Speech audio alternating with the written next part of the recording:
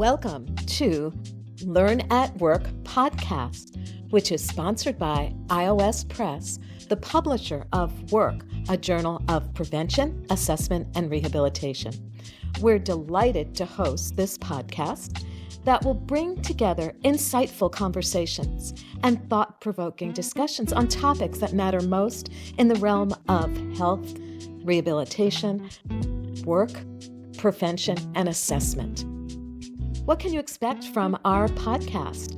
We'll have expert interviews, individuals who have published in the journal, and we'll dive into conversations with leaders who have shared their valuable experience and expertise. You'll learn about different latest work trends, technology, and best practices. I'm Karen Jacobs, the founding editor of Work, and I'm the moderator of these podcasts.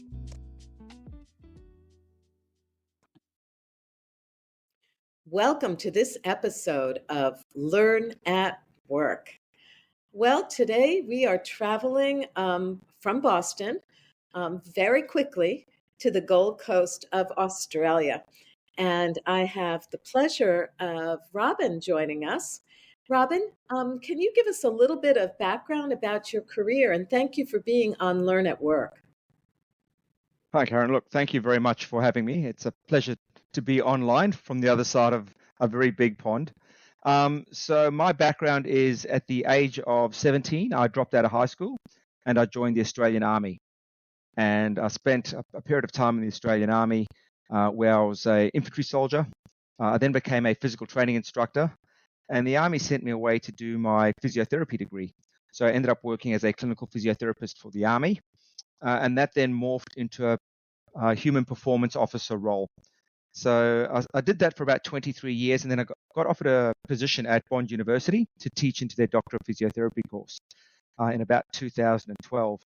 And whilst I was there, I met up with a long-term mentor of mine, and we started the Tactical Research Unit, where our primary focus is improving the occupational workspace of tactical personnel, be they military, law enforcement, fire and rescue.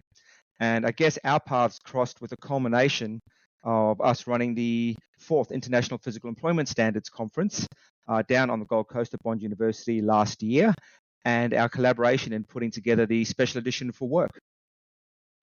Well, we're so delighted to publish that special issue, but I'm totally fascinated by your career and how you've said dropping out of high school and going into the Army, you are now where you are. I think our listeners might find it interesting to see, the motivation that you had with your career.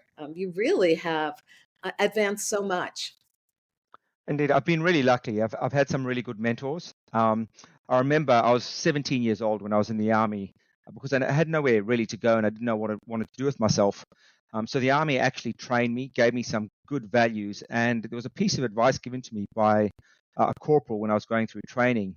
And his advice was never say no to any form of training course that the Army can provide. So in doing that, I started to follow every course I could and every course that was opened up to me. And one thing led to another, and then it led to a master's degree and then a PhD. And through that time, I've had good commanders and I've had good mentors who have helped guide me through this. So I guess one of the key takeaways that I've learned from that I'm now trying to instill is to be a good mentor, because you can have huge impacts on somebody's career, somebody's professional life, and just the general attitudes and overall. But they then have impacts on other people. So it really is a huge downstream pay it forward sort of cascade that you can have by being a good mentor. And as I said, I've been blessed to have some very good mentors. I love that because mentoring is a main focus of my career. And just like you said, I have been so lucky to have mentors. And now I really thoroughly enjoy mentoring others. And I hope our listeners hear this, that, the role can be you receiving mentoring and you being a mentor. And you can have both of those roles at the same time. Indeed. My biggest mentor, Professor Rod Pope, who I met whilst I was a corporal physical training instructor, geez, I can't even remember when, 1996. He is still my mentor today. So yeah, and he's teaching me how to be a mentor. So the irony is that the learning cycle never closes, because as I develop more as a mentor, he develops more as a mentor, and then we develop that next generation. So I think it's a great continuing forward momentum of learning. Oh, absolutely. I'm so glad that you brought that up. And, I want to encourage people to think about even studying mentorship in relationship to work and its impact on people. And I could ask you to write another paper about that, because I think people really need to see that as something that's extremely important in their worker role and in their life. Yeah, I agree. Particularly in the workplace, because ironically enough, that's when you spend, you know, a very large proportion of your life.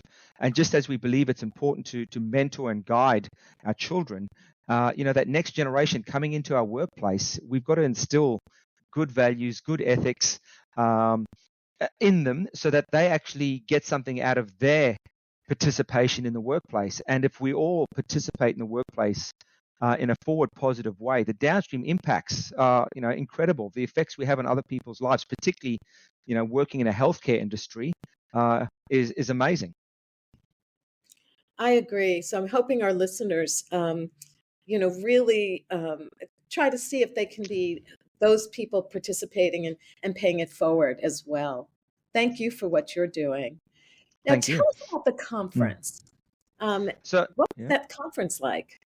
So this was the fourth Physical Employment Standards Conference. So the first one was actually held in Australia around 2012.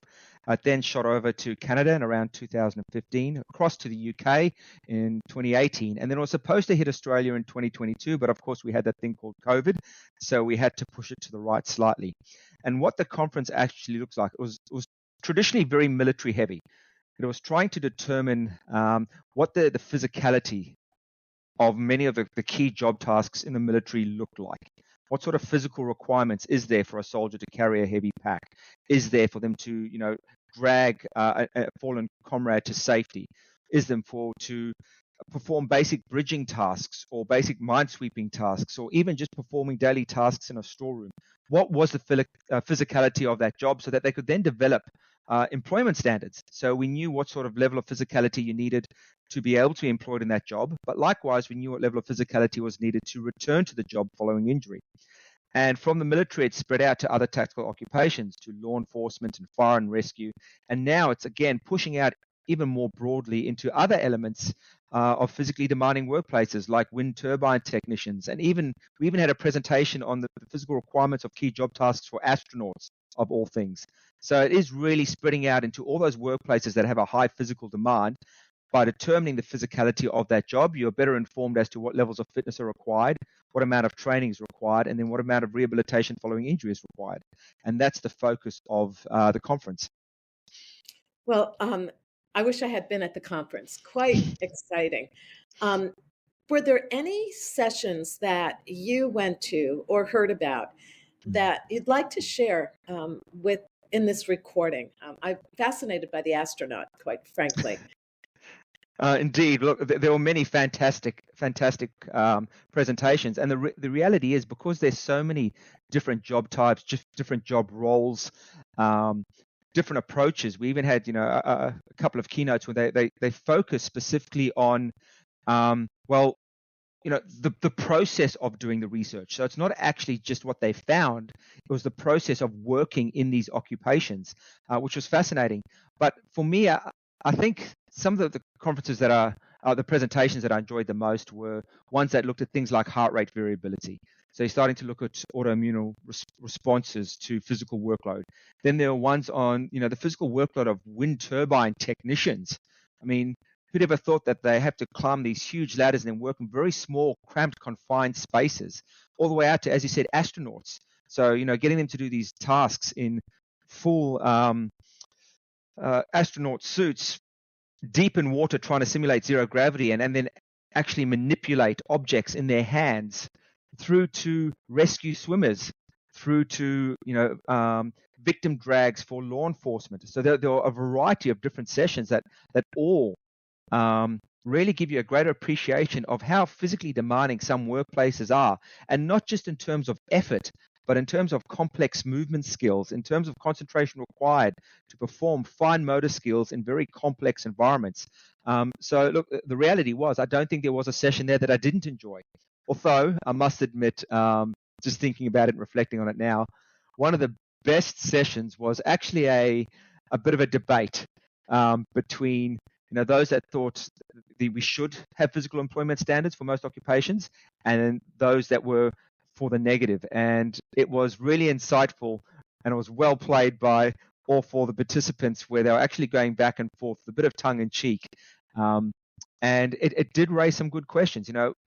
If we are hiring somebody, for example, like an ambulance officer for their clinical skills, because that's you need an ambulance officer to be very clinically capable, because they're going to be the ones that can help save your life. Where does fitness fit into that? Would you rather have somebody who's very fit with average clinical skills, or somebody who's very unfit but with a high level of clinical skills? So would you exclude somebody from the job because their clinical skills weren't good enough, or their physical fitness wasn't good enough but their clinical skills were? But then again, if they're not physically fit, they're more likely to take working days off. They're more likely to be ill. They're more likely to get fatigued, moving to a patient. So it raises some amazing complexities about, the differences between physicality and skill requirements, and the complex relationship of trying to set up physical employment standards. First of all, I love your enthusiasm for all of the different topics. It sounds like it was incredibly exciting and a lot of good discourse about different aspects of it. What are your thoughts about standards? Oh, gee, that's a tricky one. You just thrown a huge.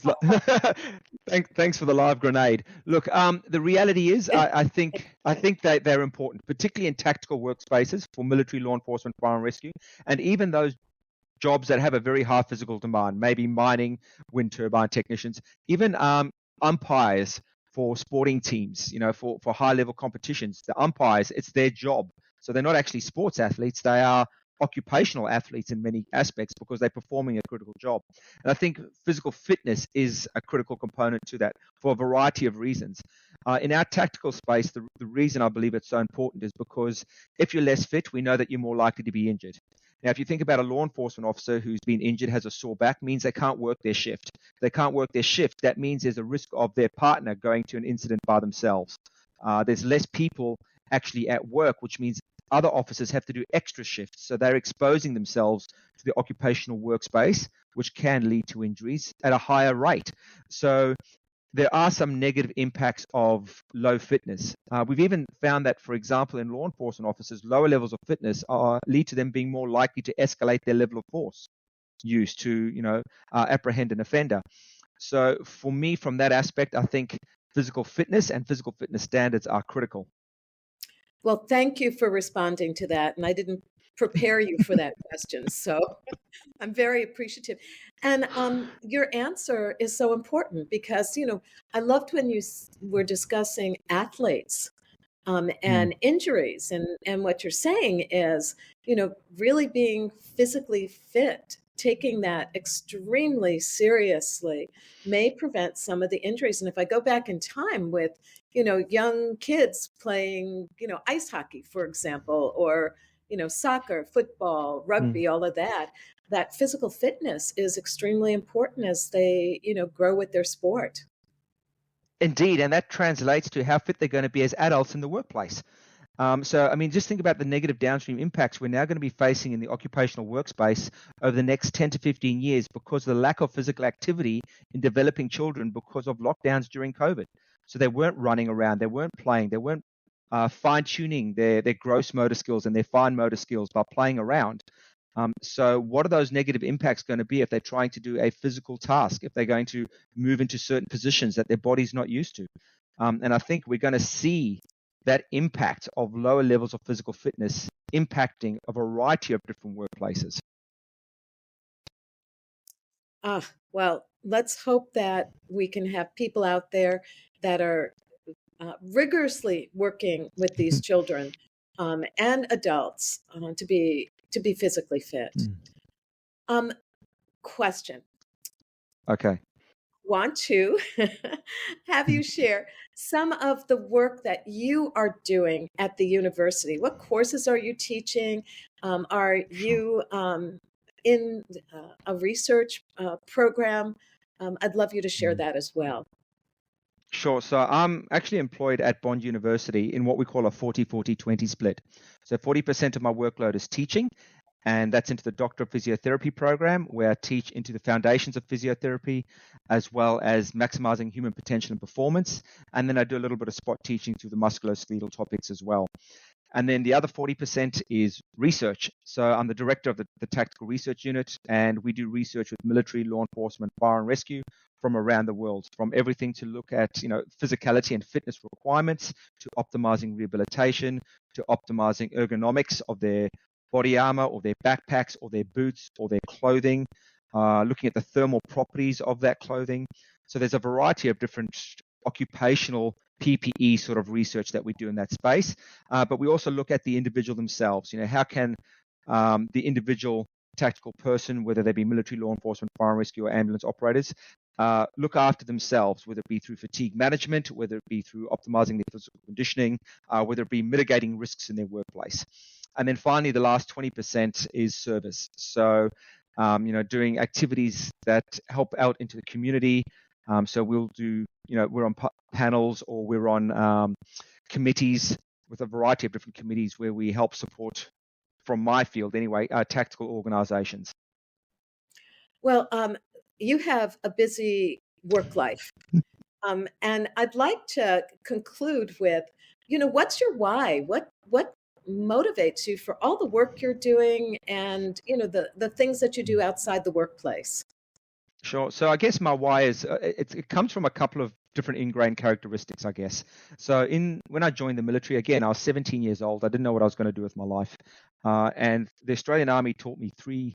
At that stage, it was three. It's now four fundamental principles, and that was you focus on courage, initiative, teamwork, and respect.